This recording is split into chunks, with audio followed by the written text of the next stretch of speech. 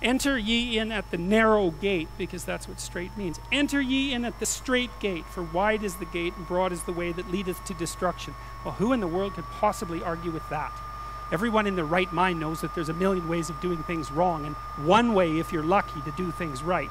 And so the notion that it's a very, very narrow pathway that you tread upon if you're doing things right, that's wisdom.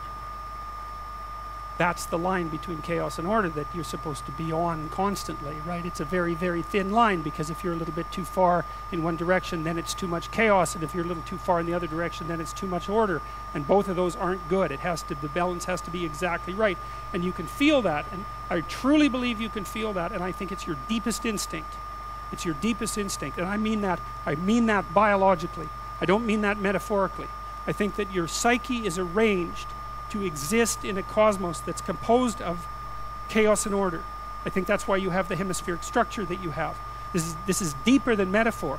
And then when you feel as if you're meaningfully engaged in the world, when the terror of your mortality strips away and you're engaged and it's timeless, that's the deepest instinct you have telling you that you're in the right place at the right time.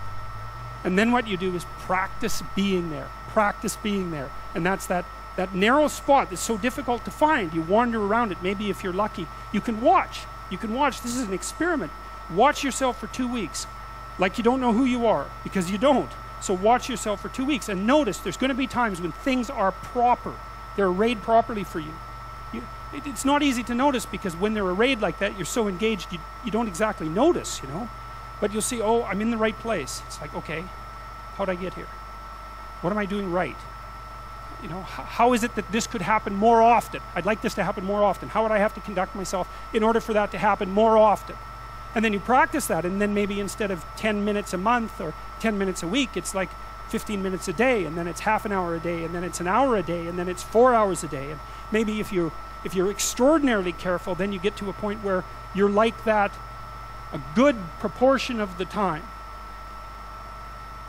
Because straight is the gate and narrow is the way which leadeth unto life, and few there be that find it. Beware of false prophets.